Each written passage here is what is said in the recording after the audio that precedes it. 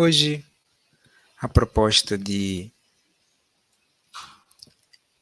reflexão é sobre Jesus, o governador da Terra. Logo no livro dos Espíritos, um dos principais livros do Espiritismo, em que Allan Kardec perguntou a diversos espíritos superiores, através de diferentes médiuns, muitas questões, e compilou essas respostas no livro dos Espíritos. Na questão 625, foi perguntado qual o tipo mais perfeito que Deus tem oferecido ao homem para lhe servir de guia e modelo. E os espíritos responderam: Jesus.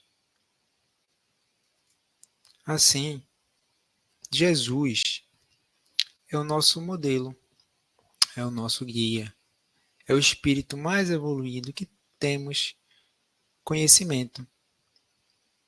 E não só, porque outros livros complementares da doutrina espírita vêm trazer outras informações sobre a relação de Jesus com o planeta em que vivemos. Assim, no livro A Caminho da Luz, o Espírito Emmanuel vai nos dizer o seguinte, através da psicografia de Chico Xavier. Rezam as tradições do mundo espiritual que, na direção de todos os fenômenos do nosso sistema, existe uma comunidade de espíritos puros e eleitos pelo Senhor Supremo do Universo. Ou seja, existe um grupo, uma comunidade de espíritos puros, e esses espíritos puros seria a classificação mais elevada de espíritos, conforme nos descreveu Allan Kardec, na questão 100 do Livro dos Espíritos. São os espíritos puros, os espíritos mais elevados. É o grau, a classificação mais elevada de evolução dos espíritos. E eles são eleitos por Deus, aqui referindo como Senhor Supremo do Universo, em cujas mãos se conservam as rédeas diretoras da vida de todas as coletividades planetárias. Então, embora possamos, por vezes, pensar no plano espiritual como algo muito abstrato, mas é algo muito concreto, algo muito bem organizado, muito bem dirigido, muito bem distribuídas as funções pelos diferentes espíritos, de acordo.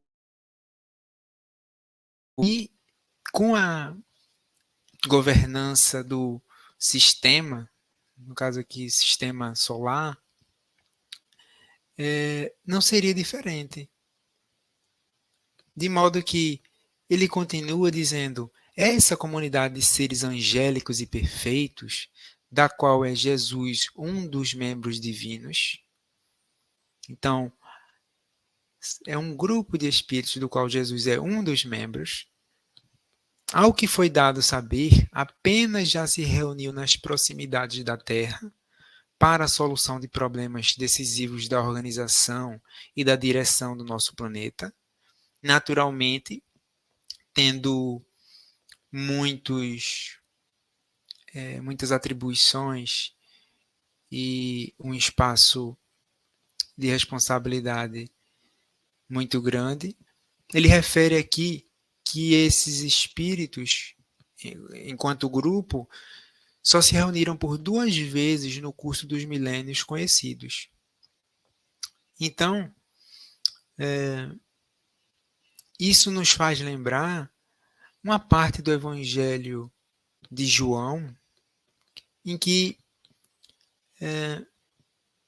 Jesus disse o seguinte: ele estava a dialogar com os judeus, e os judeus falaram que o pai deles era Abraão, e Jesus, nesse diálogo, em um momento, diz o seguinte: Abraão, vosso pai, exultou para ver o meu dia. Ele o viu e alegrou-se. Então disseram-lhe os judeus, disseram a Jesus: Ainda não tens 50 anos e vistes Abraão? A idade de Jesus era de aproximadamente 30 anos. E eles questionaram não compreendiam a grandeza da vida, a continuidade da vida, do plano espiritual, enfim, todas essas relações que o Espiritismo vem detalhar, que Jesus veio nos trazer também. Então, Jesus respondeu o seguinte: Amém, amém vos digo, antes dele se tornar Abraão, eu sou. Então, é uma parte do Evangelho que nos demonstra, sem maior detalhamento, mas que Jesus refere, né, que diante de Abraão, ele já era, digamos, um espírito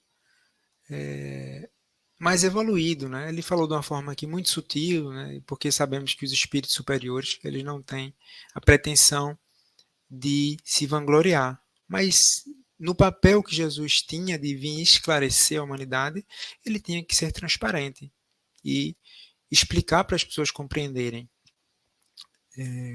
qual era a função dele, que era digamos, um mensageiro divino e que tinha atribuição. Então, é, vimos há pouco que Emmanuel nos conta que esse grupo se reuniu por 2 vezes na Terra. Nós vimos agora há pouco. No final, na última frase, por 2 vezes no curso dos milênios conhecidos, eles se reuniram na Terra. E quais foram essas 2 vezes? Emmanuel nos conta o seguinte: a primeira verificou-se quando o orbe terrestre se desprendia da nebulosa solar,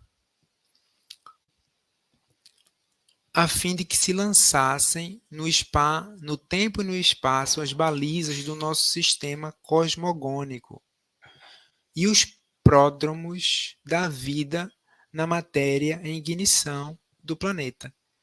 Isso significa aqui que quando a Terra,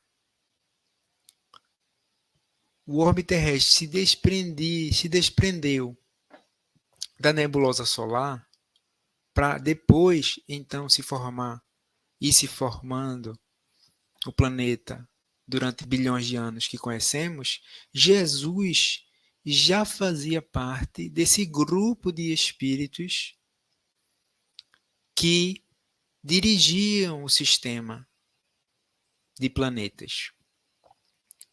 Então, isso já demonstra, né, o quanto Jesus é evoluído.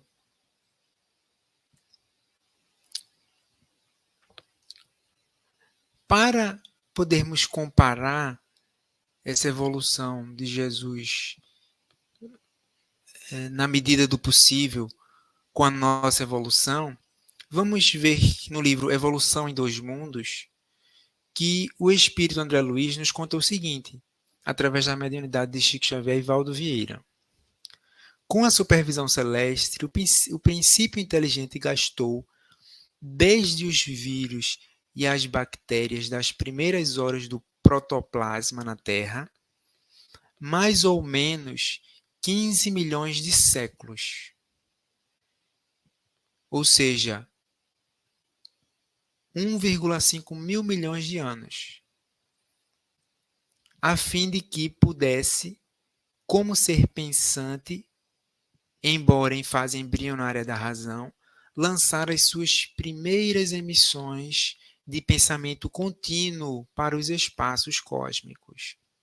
Isso significa que nós passamos por um processo evolutivo desde o vírus e as bactérias até o nosso estágio evolutivo atual, em que nós desenvolvemos o pensamento contínuo a partir do momento que nos tornamos humanos, de cerca de 1,5 mil milhões de anos. Comparando com a idade da Terra, que a ciência estima em 4,5 mil milhões de anos, isso dá uma possibilidade relativa de compararmos a nossa evolução com a de Jesus. Por quê? Há 4 mil milhões de anos e meio, Jesus já era o espírito que coordenava, que dirigia, junto com outros, os sistemas. E somente há 1 mil milhões e meio de anos é que começamos a nossa jornada evolutiva como simples vírus e bactérias. Então, qual foi a segunda vez que esses espíritos se reuniram na Terra? A segunda, como continuamos explicando o Espírito Emmanuel, e a segunda, quando se decidia a vinda do Senhor à face da Terra, trazendo à família humana a lição imortal do seu evangelho de amor e redenção. Vejamos a importância da vinda de Jesus ao planeta Terra. Só em 2 momentos esse grupo de espíritos puros se reuniram aqui na Terra. Primeiro, no momento do desprendimento do orbe terrestre da nebulosa solar, o início da jornada evolutiva do planeta. E o segundo, quando se decidia a vinda de Jesus à Terra. É um momento marcante da história da humanidade. Então, além desses 2 momentos, no livro No Rumo do Mundo e Regeneração, que nos foi trazido pelo espírito Manuel Flamengo de Miranda através do médium Divaldo Pereira Franco, vai nos acrescentar uma outra informação, que vai nesse mesmo sentido de que Jesus tem uma relação de governante, dirigente do nosso planeta Terra. Diz o seguinte, o espírito Manuel Flamengo de Miranda: no século passado, momento houve, e esse livro foi escrito, foi publicado em 2020. Então, ele diz, no século passado, ou seja, no século XX, momento houve em que o próprio Jesus visitou novamente a Terra, a fim de evitar a guerra que estava por explodir, na volúpia de algumas nações soberbas e materialistas, que ainda se encontram aguardando o momento de supremacia sobre as demais. Então Jesus constantemente atua governando, dirigindo o nosso planeta. Inclusive se reunindo com outros espíritos, quando necessário, aqui na Terra. E essa direção, esse governo de Jesus, ele é constante. Constantemente ele vai orientando espíritos missionários para reencarnar na Terra, de modo que possam cumprir funções de progresso social para toda a humanidade. E é nesse sentido que vamos aqui referir um trecho também do livro A Caminho da Luz, em que o Espírito Emmanuel nos diz o seguinte: é então que Jesus resolve chamar o espírito luminoso e enérgico de Paulo de Tarso ao exercício do seu ministério. Essa deliberação foi um acontecimento dos mais significativos na história do cristianismo. Como é muito bem narrado e detalhado no livro Paulo Estevão, Paulo de Tarso teve uma função muito importante. E esses missionários, que no caso dele teve o papel de difundir para além da região da Judéia, enviando cartas e indo pessoalmente a diversas regiões do Mediterrâneo, eles são orientados e chamados ao labor por Jesus e os seus mensageiros. Então, tem outros exemplos, tem vários exemplos nesse livro A Caminho da Luz, que constantemente esse livro demonstra o papel de governante e dirigente de Jesus na Terra. Por um outro exemplo é que no século VI, em que o Espírito Emmanuel nos diz, desses exércitos de abnegados que se organizaram com Jesus e por Jesus no seio da igreja, porque aqui ele vem explicar que, dentre a programação do governo espiritual, foi programada a reencarnação de vários espíritos que iriam se tornar integrantes da igreja. E aqui ele vai exemplificar. Somos levados a destacar os missionários beneditinos de uma ordem religiosa, cujo esforço amoroso e paciente conduziu grande número de coletividades dos povos considerados bárbaros, principalmente os germanos, para o seio generoso das ideias do cristianismo.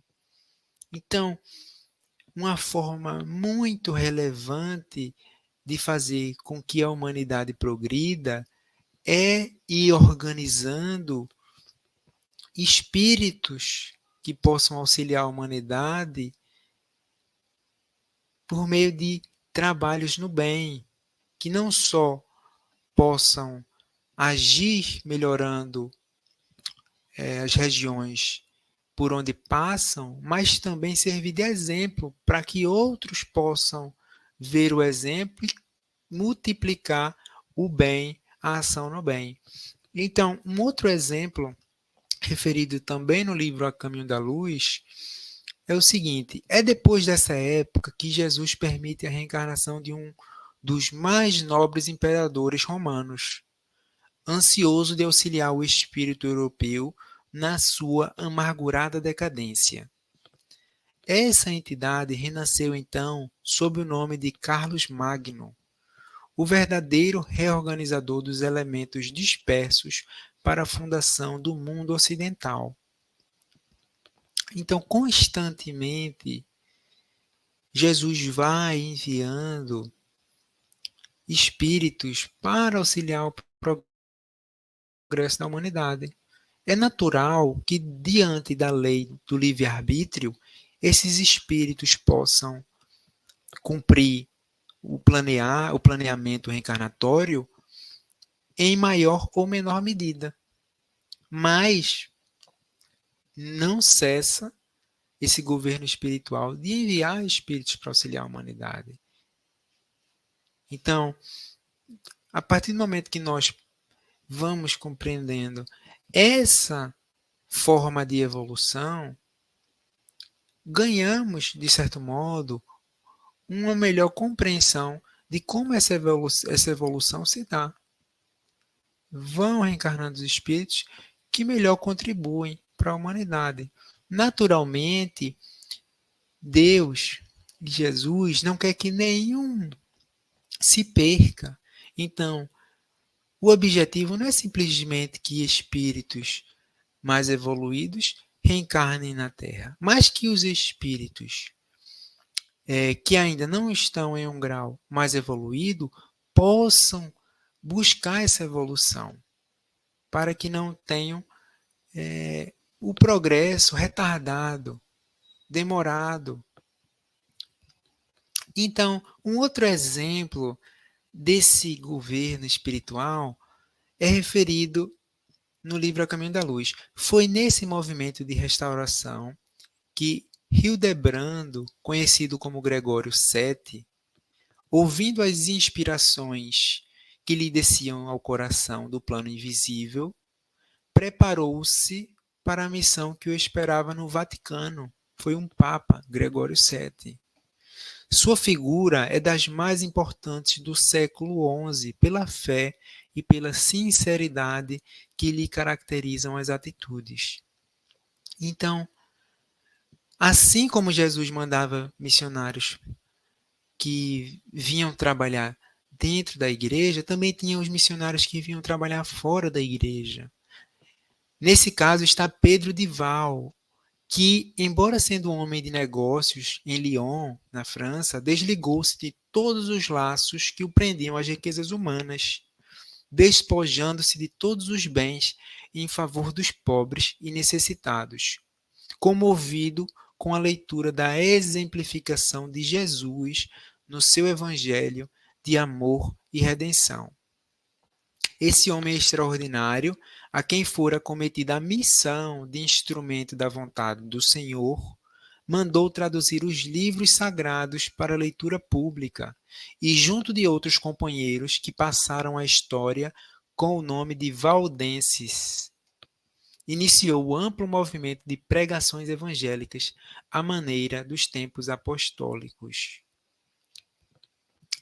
Então, não cessa o trabalho de Jesus, mandando missionários constantemente para auxiliar.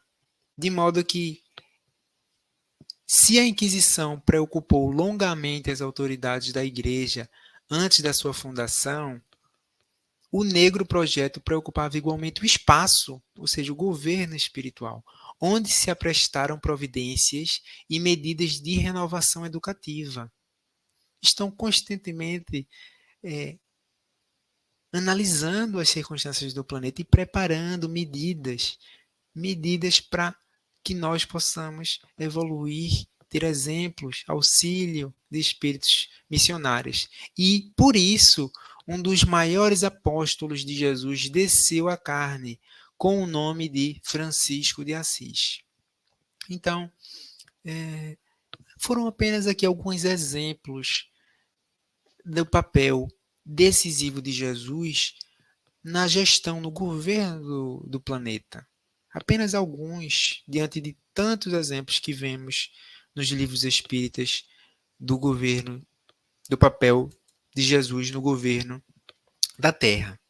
Mas Jesus, ele não apenas enviou e continua enviando e coordenando todo o governo da Terra e o envio de espíritos missionários, como ele próprio, como sabemos, veio reencarnar na Terra para exemplificar, ser o maior exemplo de conduta que podemos ter no nosso dia a dia. E quando Jesus veio se aproximar à Terra, o Espírito Emmanuel nos conta no livro A Caminho da Luz que a aproximação e a presença consoladora do Divino Mestre no mundo era motivo para que todos os corações experimentassem uma vida nova. Ainda que ignorassem a fonte divina daquelas vibrações confortadoras, eles experimentavam algo de diferente. E se aproximando agora das comemorações de nascimento de Jesus, é um momento especial de lembrarmos os ensinamentos de Jesus. E quando Jesus foi reencarnar, o Espírito Emmanuel chega a dizer o seguinte, que o governo de Augusto, que era o imperador romano, decorreu em grande tranquilidade para Roma e para o resto das sociedades organizadas do planeta. Claro que é uma tranquilidade relativa, de acordo com o grau evolutivo da humanidade naquela época, mas que, em grande medida, essa tranquilidade decorreu da aproximação e da presença de Jesus, que vinha reencarnar e reencarnou na Terra. Então, lembramos aqui, tendo em vista essa grandeza evolutiva de Jesus, que vamos aprendendo aos poucos, lembramos aqui do encontro do senador romano Publius Lentulus, que foi uma das reencarnações do Espírito Emmanuel, que ele narrou no livro há 2000 anos, através do médium Chico Xavier, em que ele foi ao encontro de Jesus, embora com muitos receios, como narra no livro, e ele, por causa do orgulho, do receio de ele descer da posição de senador e ir à procura de uma pessoa que não tinha uma hierarquia alta. Então, quando ele encontra Jesus, ele narra o seguinte: trata-se de um homem ainda moço, que deixa transparecer nos olhos, profundamente misericordiosos, uma beleza suave e indefinível. Longos e sedosos cabelos molduravam-lhe o semblante compassivo, como se fossem fios castanhos levemente dourados por luz desconhecida. Sorriso divino, revelando ao mesmo tempo bondade imensa e singular energia. Irradiava da sua melancólica e majestosa figura uma fascinação irresistível. Então, ele continua mais à frente dizendo que lágrimas ardentes rolaram-lhe dos olhos.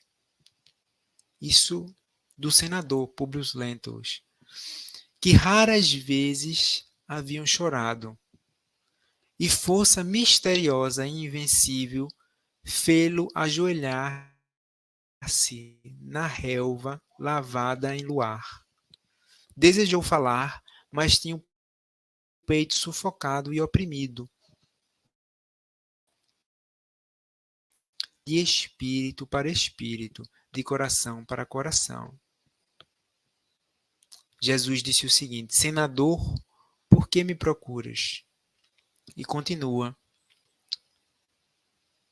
no livro, há 2000 anos, este momento impressionante do encontro do senador Publius Lentulus com Jesus. Então, demonstra o magnetismo que Jesus tinha, continua tendo, quando se aproxima de outros espíritos, que percebem a evolução instintivamente de Jesus e se ajoelha sem propriamente pensar em fazer, instintivamente. E aqui nos lembra um outro momento em que um conhecido espírita brasileiro, Eurípides Barçanufo, teve um sonho. E é narrado esse sonho no livro A Vida Escreve, pelo espírito Hilário Silva, através da mediunidade de Chico Xavier e Valdo Vieira. Então, nessa história narra que Eurípides Barçanufo, que é conhecido pelo apóstolo da mediunidade também, enfim, ele estava em Minas Gerais, que é o estado em que ele morava, e ele passou a se observar fora do corpo físico, em admirável desdobramento. Então o corpo dormiu, o espírito se desligou do corpo, relativamente, mantendo naturalmente o vínculo, mas pôde se afastar do corpo, e ele se viu em prodigiosa volitação, e se sentiu que estava sendo levado para uma outra região. E nessa região, ele conta que ele reparou em uma formosa paisagem, quando não longe ele avistou um homem que meditava, envolvido por doce luz. Como que magnetizado pelo desconhecido, Eurípides aproximou-se dele. Houve, porém, um momento em que ele parou, trêmulo. Algo dizia no íntimo para que não avançasse mais. E num deslumbramento de júbilo, ele reconheceu-se na presença do Cristo. Baixou a cabeça esmagado pela honra imprevista e ficou em silêncio, sentindo-se como intruso, incapaz de voltar ou seguir adiante. Ele recordou, Eurípides Barçanufo, as lições do cristianismo, os templos do mundo, as homenagens prestadas a Jesus na literatura e nas artes, e a mensagem dele a ecoar entre os homens, no curso de quase 20 séculos. Ofuscado pela grandeza do momento, Eurípides começou a chorar.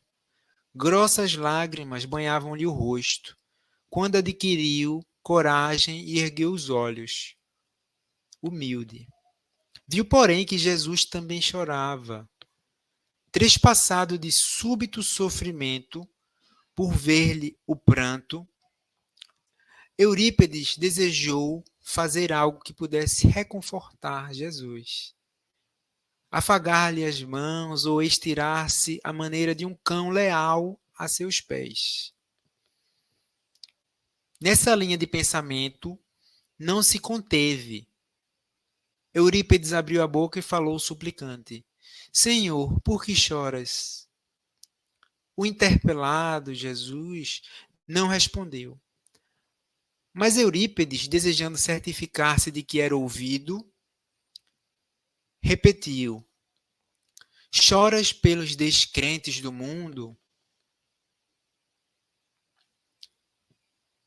Enlevado, o missionário de Sacramento, Eurípides Barçanufo, notou que o Cristo lhe correspondia agora ao olhar.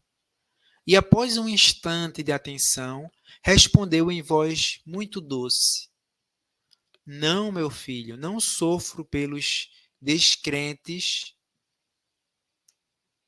aos quais devemos amor. Choro por todos os que conhecem o Evangelho, mas não o praticam. Eurípides não saberia descrever o que passou então. Como se caísse em profunda sombra ante a dor que a resposta lhe trouxera, desceu, e acordou no corpo de carne. Era madrugada, levantou-se e não mais dormiu. E desde aquele dia, sem comunicar a ninguém aquele sonho que lhe vibrava na consciência, entregou-se aos necessitados e aos doentes, sem repouso, sequer de um dia, servindo até a morte. Então,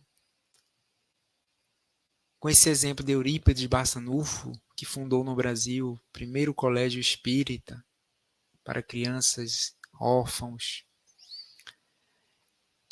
lembramos que Jesus nos convida a que nos esforcemos para praticar os seus ensinamentos, para seguir os seus exemplos.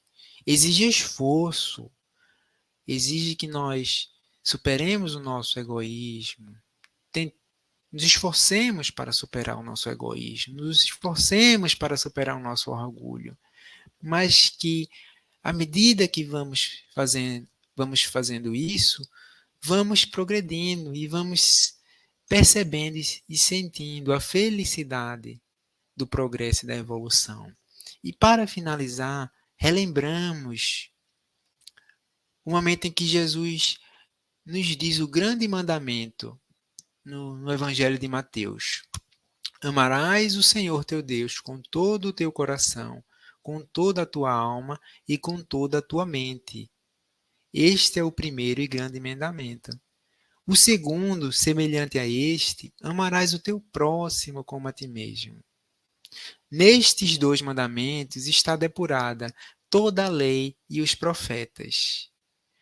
E Jesus, quando veio à Terra, presencialmente e reencarnando para nos dar o exemplo, ele acrescentou: Eu, porém, vos digo, amai vossos inimigos e orai pelos que vos perseguem. Não apenas amar o amigo, amai os vossos inimigos, o que significa retribuir o mal com o bem.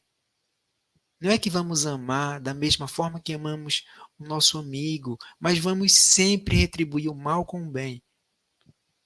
É difícil, mas é o caminho do progresso, rumo à felicidade infinita.